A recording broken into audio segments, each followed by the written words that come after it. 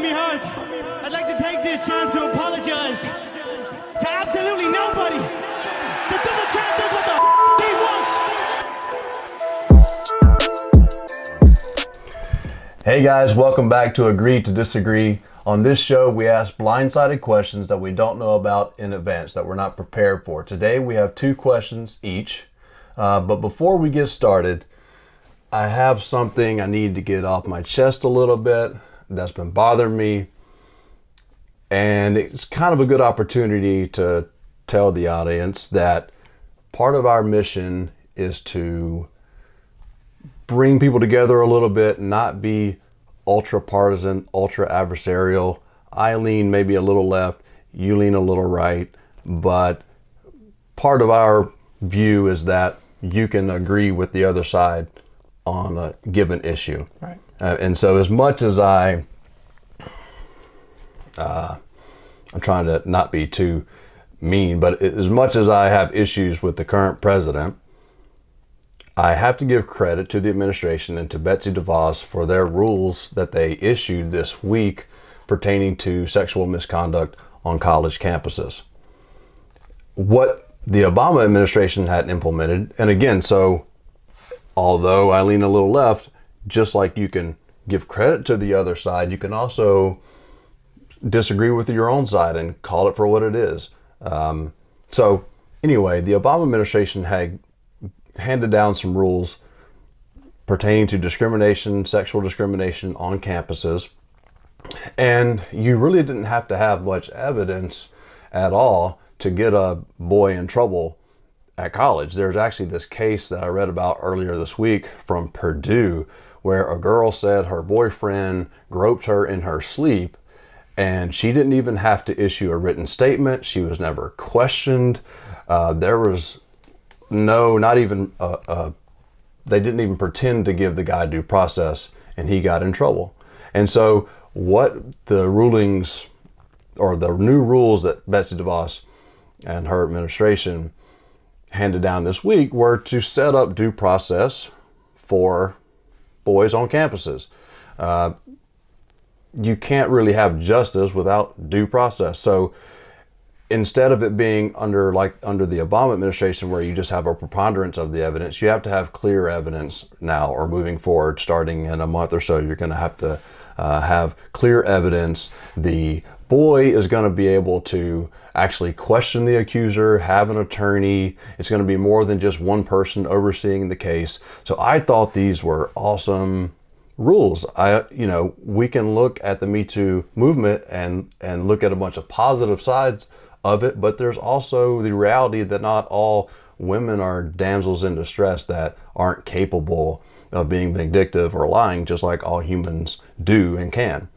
So I thought this was a great new ruling. And then Joe Biden, as soon as the rules came out, tweets out, "Oh, I'll overturn those as soon as I can get into office." And I just thought that was I don't know what else to say other than like a petty beta male pandering move. And I'm sick of that from the Democratic candidate.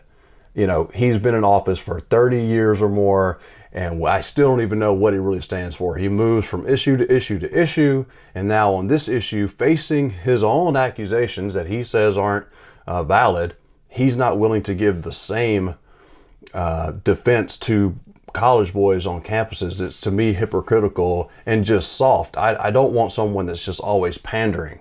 And I'm like a lock to vote for Biden almost, and even I see the issues. So I know those that are more in the middle are definitely sitting there thinking, wow, this guy doesn't stand for anything. He just panders to the blue check marks on Twitter. And so I'm going to vote for Trump, even though he's imperfect. At least he has balls, and I know that's a sort of visceral way of looking at politics, but that's the reality, that you have to have some emotion. And I don't know, maybe I'm just rambling. It's so annoying with Biden. He doesn't hardly say anything that's courageous. He just panders and moves from issue to issue. And I'm not sure that the Democrats made the right judgment on picking him as the moderate to go against Trump. Right. I mean, to the point of the due process, I do agree with you that I think it's a a better way to do things as far as not letting the male in most of these situations sitting and waiting, because that's ultimately what it was. The male or the accused would sit and wait for a ruling or wait for an investigator to complete whatever investigation and whatever they were looking into, and they had no way to defend themselves most of the time.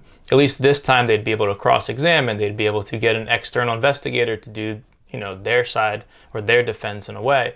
And I agree with you. I think this is a much better way to do things. Now, how Biden toned in on this, I don't know. I really don't know. Putting myself in his shoes, is that something that you side with or side against or even talk about? Maybe the better option would be to not even talk about it at all rather than disagree with it, because it kind of does put him in that situation where it's like, dude, you're in the same position that this topic's talking about. So I guess that's what I'm getting at, though. I hear what you're saying from a political standpoint. He has to be very careful. Can he say nothing? Maybe not. Can he take the side of DeVos? Maybe not. But at some point, you have to be willing to actually say something that you believe and be real, you know? And that's what I feel like is missing. And that was the whole issue with Hillary, is it's just a canned politician. Very, of course, you might not could blame her from all that she had gone through in her career, but she wasn't able to really say anything. Even when Trump's creeping up behind her on stage, she won't turn around and confront him. Right. And so the whole point of having Biden maybe at that time is maybe he could have, since he wasn't a female that might have to deal with being labeled an angry woman, maybe he could have turned to Trump and snapped. But now we have Biden, and he still doesn't seem like someone that I can really get behind and want to make phone calls for and canvass for. And when he does snap, it's at the wrong time on some worker, in a hard hat. So. Well, would you say that is the position of the left in the past 4 years? No matter what the right puts out, no matter what this current administration puts out, you got to go against it? I mean, isn't that the position? In my view, that's what I see. No matter what Trump does, he can save a baby. You know what I mean?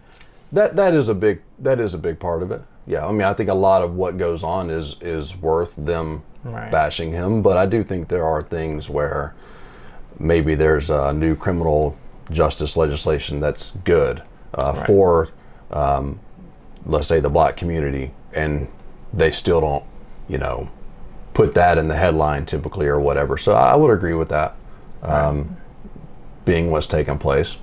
Right.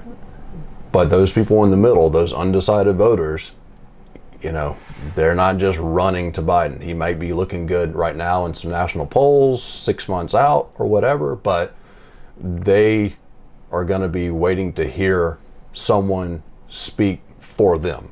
You know what I mean? Like, there's a lot of those middle class people, those working class folks that are wanting to hear someone defend them or advocate for them, and not just the blue check marks on Twitter that are always offended about something. Right, and we've talked about this before, the fact that both these candidates at times just need to shut up. You know what I mean? That's kind of where my stance is, where I think for his, political motive here, probably saying nothing about it was probably the best choice, just like Trump should sometimes say nothing about certain topics. Right, if he felt like he couldn't be in favor of it, then don't say anything. But this is a real issue. It's not some fake thing like boys, and I suppose could be women that get accused of sexual misconduct too, but typically we're talking about boys on college campuses. Like, they could truly have a athletic or academic career ruined or lessened with these accusations. It's not some pretend thing that would never happen. Especially if you're Biden and you believe you've been falsely accused, you of all people, I would think, would understand the need for such due process to be, for these rules to be made better. Yeah. So I think it's a positive step for the country, regardless of party.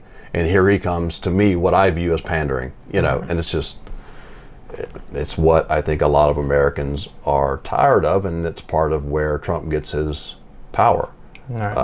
So I would like someone to do that. So let's get into our first question, or my first question of two for you. Okay. I'm thinking about the order I want to go in, but let's start with a little softer one of the two. Do you believe in aliens or UFOs? The question is because the Pentagon just released some video footage of some unidentified flying objects that were taken by Navy planes. And I had seen these before. I think you had seen these before, but the Pentagon actually confirmed that it was taken on, Navy jets. What do you think about it? Do I believe in it? That's the first question. I believe there is obviously some sort of life outside of planet Earth. I think just statistically it has to make sense. There has to be other life forms off our planet. Whether that life is intellectual and if they're as complex as we are, I don't know. Let's say there is, though. Let's say there are, UFOs and big heads, skinny bodies, big eyes, right? What would be the point for them to come see us? That's always been my stance. Like, why? What are they coming to see us for? Are we just like, an anthill to them? Because we can barely get to Mars. So like if these beings had the ability to get to the planet Earth, they obviously have the technology, and it's so advanced and it's so beyond our imagination that they're so far advanced than us. And what's the point? Are we just like a joke to them? Are they just observing? Now there's a lot of evidence, and not evidence. There's a lot of accounts to where people are abducted or people see things in the sky, and whether they've been debunked or not is another question. But there's enough of it to say that there might be something. I personally don't think that they're walking among us and that we have reptilians and we have all these different things. I do believe in it. I don't know how far advanced they are, and I ultimately don't know why they would want to deal with us. You said obviously there's life out there. Are you saying that's just most likely in terms of like the math that there's probably life out there? Or is there actually like something I don't know that really confirms that there for sure is? I mean, the probability. The probability. Right. Okay, the probability is that there's life out there. What about these images? Did it strike you as, wow, that's a UFO and that's either China or aliens, or is it more probably it could be a glitch on the camera, it could be a glare, I don't know. There's typically for these things, there's an answer as to why someone sees something or thought they seen something. Right. So did the videos I think did it do anything for you? This specific scenario with those videos, I believe videos like this have been captured twice. This most recent one, I think the last one was in 2004. I think there was 2004 or 5, and then somewhat recently. Right. The videos themselves, these are advanced fighter pilots. These are well trained. They've seen a lot of things. They're out in the air, and they've never seen anything like this before. So to me, it's pretty compelling. If these people can't explain, unless there's some technology, like you said, China or Russia or whatever has this technology where they can make objects move. You're talking about this object was moving like a laser pointer on the wall. It was just a propulsion that we are unfamiliar with. Right, and it's just, I think, again, it's so far advanced. Let's say that was real. Let's say it was a real, military calls it, unidentified aerial phenomenon or something like that, right? Yeah. Let's say it was a real UFO, alien, whatever. Again, that technology is so far advanced. So do I believe it? No, because I didn't really, it looks like a blip on a map. So I don't know what I'm looking at. It's not enough to really. It's not enough. It's not enough for me. Gotcha. What are your thoughts on that? It's just not aliens, and the whole question has never been something that was that interesting to me. If they had this, then it's like nothing we could do probably to stop them if they wanted to hurt us, I guess, or whatever. But no, watching the videos from the Pentagon that they released or confirmed that were real, it was, to me, it could have been a lot of different plausible answers as to why, other than it being an alien life form. Right, and I think if, let's say it was a real thing, government knows about aliens and that whole bit, like this would be a perfect time to release this video. Everyone's distracted, there's a virus, let's pop this out there. But I don't know. Right, it is interesting that no one's talking about it, or we are right now, but it doesn't seem like it was a big media Yeah. attention getter. So I mean, I stick to the fact that, if they are here, why? We're not that interesting in the grand scheme of things. If they have that technology and that ability to get to us, what are they doing? Shooting fish in a barrel? I don't know. Probing us? I don't know. So what's your first question for me? I'm a little nervous. This is kind of a new thing that we're doing, so it's a little nerve-wracking to not know what's coming. All right, so it's real simple, and I think this is a question more tiered towards having the show itself show who we are and where we're from, and maybe a little bit about us personally. Okay. And it's really simple, actually. So when you were a kid, what did you want to be when you were growing up? Is there something that you always wanted to be? Always, no. I think it kind of was like an athlete, a professional athlete, and it sort of switched through the years depending on what sport I was playing. I think for the earlier childhood, it was baseball. Some of my, most awesome moments growing up were going to professional baseball games with my dad. Not that we went to a whole lot of them because there was not a team close to us, but just walking into the stadium was just one of those things that was awe-inspiring for me as a little kid, to go to Old Bush Stadium and you walk through the tunnel and it opens up and you can see the field and go into batting practice, and all that was awesome. And this was when Mark McGuire was with the team and all that, and watching him hit home runs. So baseball player for a while, and then it switched to golf when I started playing golf at 11 years old. That was the focus for several years. So yeah, being a professional golfer. Interesting. Yeah. Golf was a big part of life. So I don't think I was ever going to be a professional golfer, but I really cherish those times being on the course with my dad, with our friends, but mainly just going out with him and practicing. And he would carry the bag and I would go out and hit balls, play 9 holes, maybe 18. He would be the caddy. Walking me through the decision making around a golf course. Right. Those are some of the best times ever. So my next question has to do with sports. Do you enjoy watching women play sports? I think it depends on the sport. Basketball, no. I don't want to see a bunch of layups, no offense. I'm not a big fan of WNBA or just girls basketball in general. I'm a fan of soccer. I'm a fan of the sport. Mm-hmm. So maybe if I was, I'm an NBA fan, I like basketball, but maybe if I was in love with the game, like I love soccer, maybe I'd be willing to see just pure right, and sport. Notice the progression of the game and see plays come out. But so when it comes to soccer, though, I truly believe that women's soccer is better tactically than men's soccer, just from a game standpoint, because women may not have the same speed as a man, maybe the same, body strength as a man in certain situations. There's some diesel women out there that can body a guy, but tactically, when it comes to foot to ball, to making passes and making runs, and I think they play a better tactical game where they don't have to use speed as much. They don't have to use man on man as much, or player on player, sorry. Yeah. Now, when it comes to like World Cup, men's World Cup, no doubt, more competition, better players. When it comes to the United States teams, women, they've been successful. They have great players, but that doesn't really say a lot because the rest of the world, soccer and women in sports isn't much of a priority. Not because they're oppressed in other countries, which in some cases that's true, but more because they're not going into that field. They're not going to be sports athlete. They're focused on other things. Mm-hmm. So to answer your question in short, yes, but only soccer. Okay.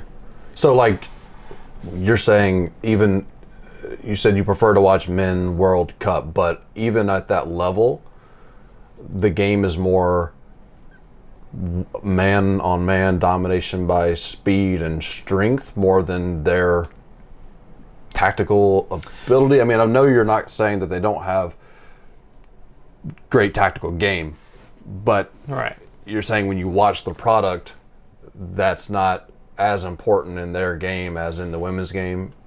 Right. So you have a lot of good players in professional soccer that may not have great tactical ability, but they have the ability to just get the ball from you, whether you're defense or you're a midfielder or whatever the case is. Or you have people that are up top, attackers that are super fast, that can get the ball over the top and make a pass in. So just a pure athlete. Right, World Cup. I mean, they're all tactically great. You wouldn't be on an international squad if you're not. But when it comes to watching the women specifically, let's say the women's national team for the United States, you can see their progression, their plays build up. Like the plays and the... Right. Whether maybe that's because it's slower. Maybe because the gameplay is slower and you could see the passes and the formations, and that could be the case too. But I think that tactically the United States women's team is fantastic, and I like watching it. Now again, you watch the men's team play, and compared to the Argentinas, the Brazils, the Germanys, England, Italy, like, they're not up to par. They're just not. Would you say that's... Would looking at basketball, even though you said you don't enjoy the WNBA, would that be a good analogy as far as like when you watch the NBA?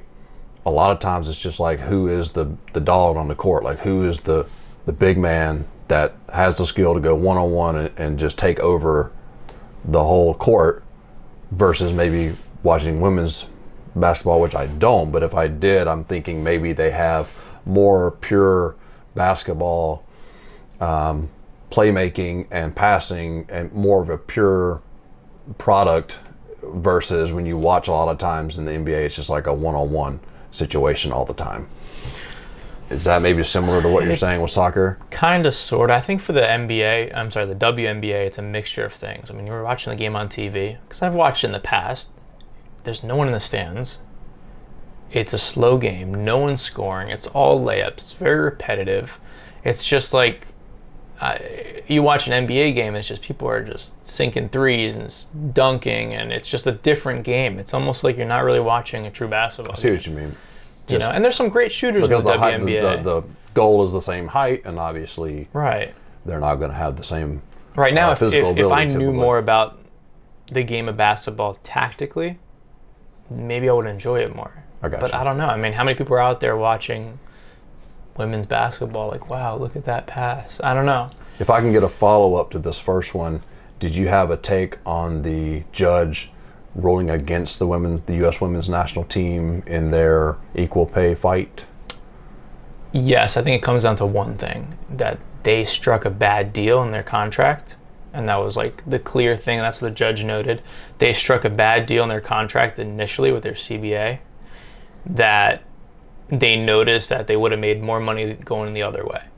You know, because they fall for things like a base pay and bonuses and maternity leave, which is all great and it should be given to them. But if they stuck with just the bonuses, because they're a very successful team in, you know, let's say a league or the international league, which is very weak, they would have been getting paid more than they currently are, right? Because right now they're getting paid more than the men. But because of the success, if they reformatted their contract, it would have been better. So, I mean, I agree with the judge. I think he made a good call, but whoever is representing this women's team should have been smarter than that.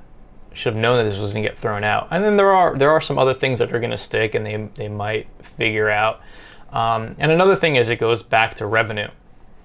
You know, the men, even though they're not as successful, they generate more revenue. Not only because of the United States team, because there's players in that team that play internationally. So you have jersey sales, you have a bunch of other things. You have for individual players, you have sponsorships, which doesn't even go on to their, you know, salaries for the United States team. So, I mean, there's a lot that go into play. Now, I don't know. I would agree. The judge said you can't retroactively call this discrimination that you agreed to, you know, your own deal. So I thought that was fair. And I think a big part of it comes down to the marketplace, and not gender discrimination per se, but if you are having to pay men to play on your team and they have a lot of other options of other ways they can make money in the game, then you have to pay them a certain amount. Whereas with women, they're not going to have as many other options internationally or at home to make money playing the game. So market-wise, you don't have to pay them as much. Right. So I think when it comes to female versus male sports, you can't deny the facts of typically men being a bigger draw, especially like with the World Cup and how much FIFA pays the teams. The FIFA's going to pay the men's champion way more than the women's champion. That doesn't have to do with the U.S. Soccer Federation.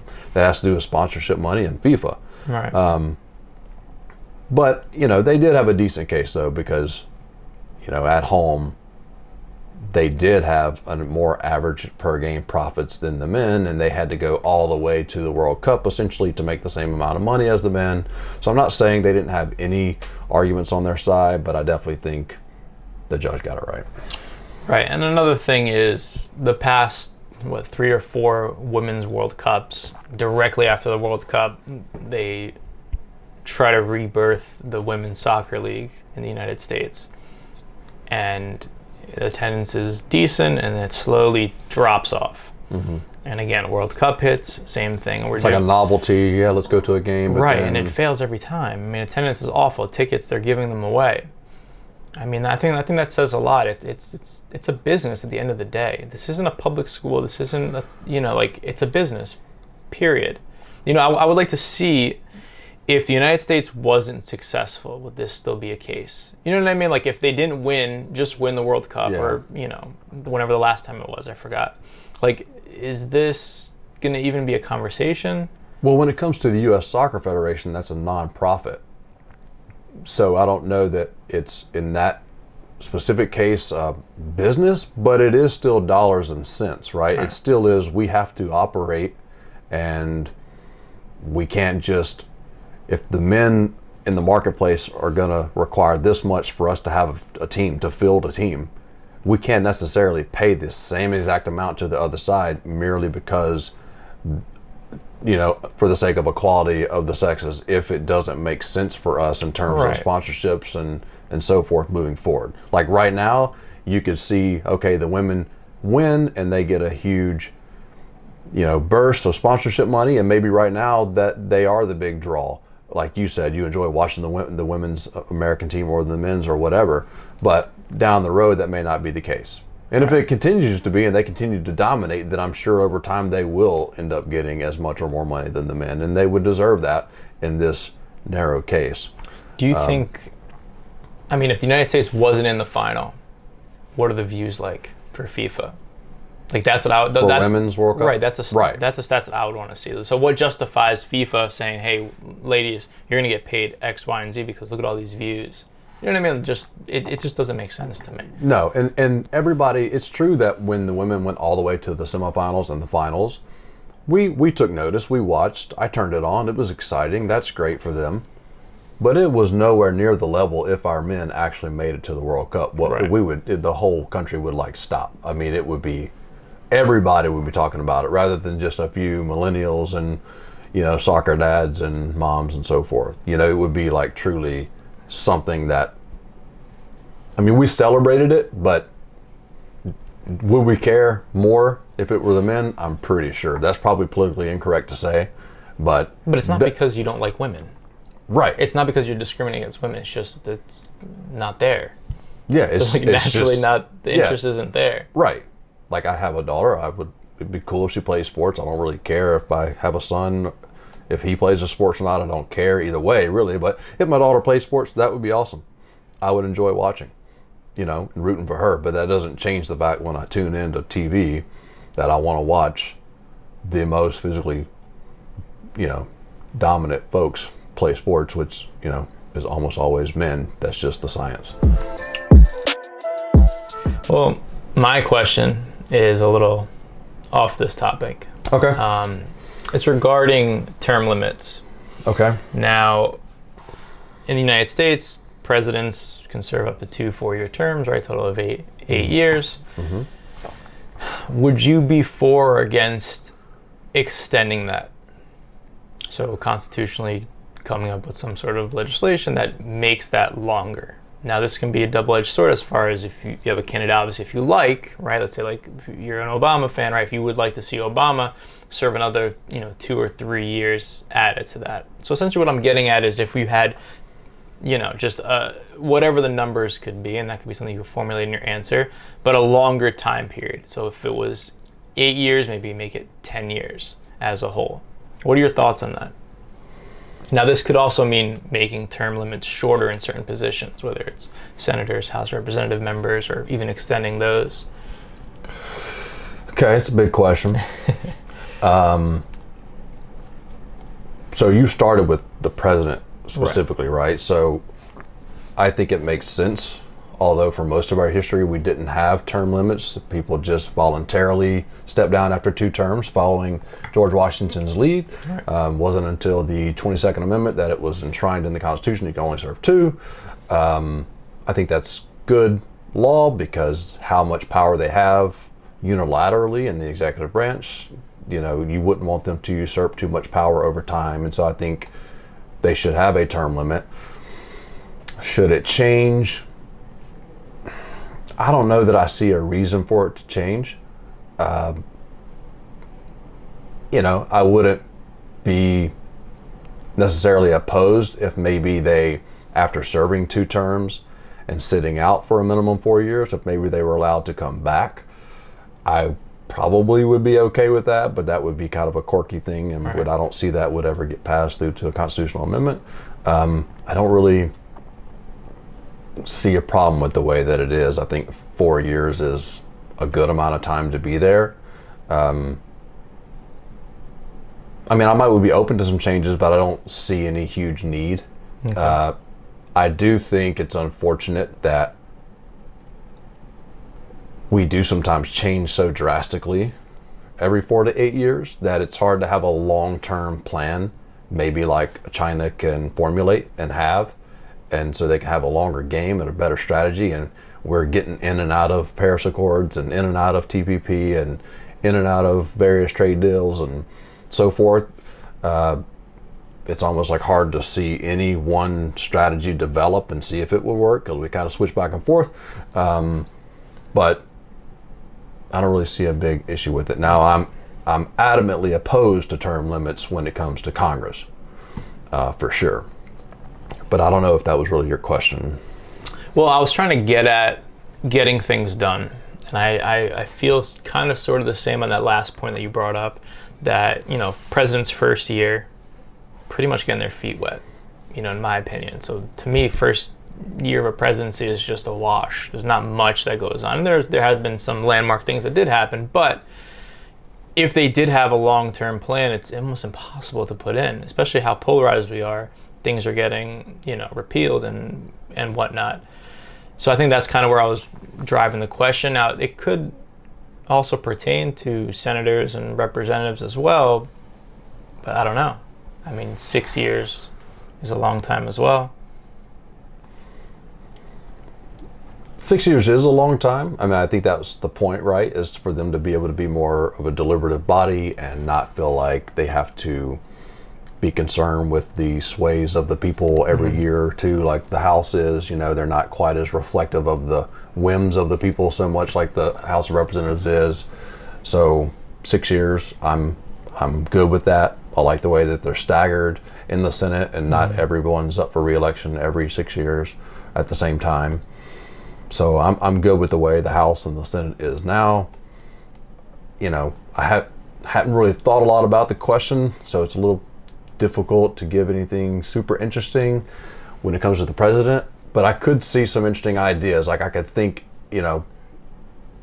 about maybe, I just don't know how you would do it. If you could get 80% of a supermajority of the population to vote you back in for a 3rd term, then maybe that would be fine. But I don't know how you go about doing that, because that means that your side would have to field a candidate in which they automatically go home if they don't get to X amount of percent. Too, yeah. Financially campaigning and all this might cost a lot more. Yeah. So, and even with, Obama, I don't think that he needs to stay in another 4 years, It's not as much about the person, at least preferably, it's more about the movement or the ideas, not just the person that's there. But I don't know. I mean, sometimes you do get a great guy, and or at least half the country thinks is a great guy, and then you have to, like, I would rather have him right now going against Trump than Biden. So it would be nice to be able to restock and throw him back out there, someone that we on the Democratic side that think he's the right mix of progressive and moderate and presidential and so forth. If he was wanting to run, maybe I'll just go with what I kind of started with, maybe a constitutional amendment number 28 that says if you sit out 4 years, you can run again if you want. But of course, I don't know that he would even want to. Right. It's such a wild ride. Right.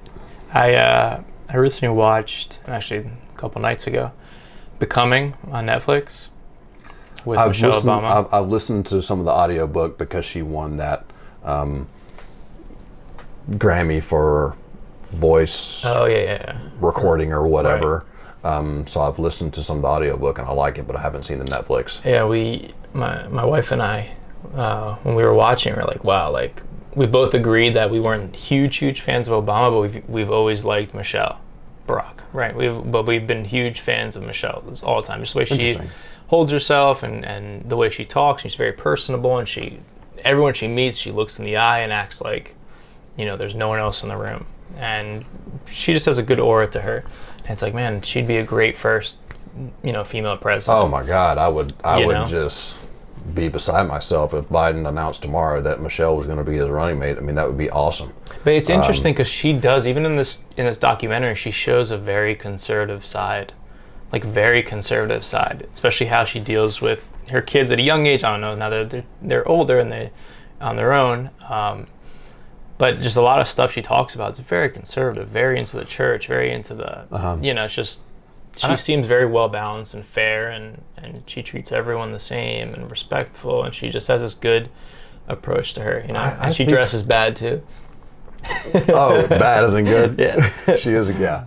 I think you could see some of the same overlap in Obama, but to stay with Michelle, or to make a larger point about liberals in general, a lot of liberals lead conservative lifestyles. Right. Whether it be like super religious or not, like they raise their kids in a certain type of way. They go about their jobs in a certain type of way. They're not like living radically or have crazy ideas. I think it's just more open to other people being themselves and being kind of open-minded, more that defines them as a liberal rather than actually living their lives in some sort of left-wing way. Right. I think that's a big misconception that like liberal parents, or let's say Democratic parents or left, they raise kids, they're like free range and let them do what they want. Right. And I think that's a misconception. A lot of them are very, very conservative at home, and it's just like you said, do what you want out there.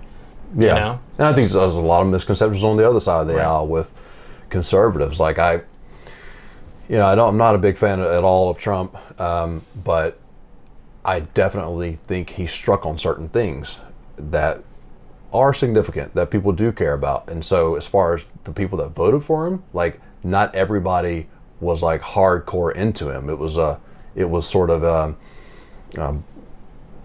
binary decision, right? Well, It was him or Hillary.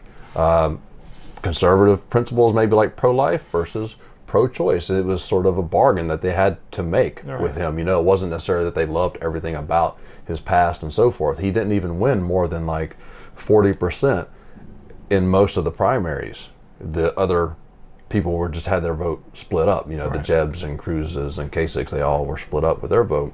They wouldn't drop out. So he ends up, winning the numbers and winning the nomination. But not everybody then or now that maybe votes for him is necessarily supportive of everything that he does. Like even right now, there's some feminists that believe Tara Reid that what happened with Biden is true. They believe her, but they're going to still vote for Biden because it's that. Right. The reality of politics sometimes is pretty dirty, and you have to make those moral compromises or whatever, bargains sometimes. Cool. Sounds like a good talk, man. Yeah, man. Cheers. See you guys.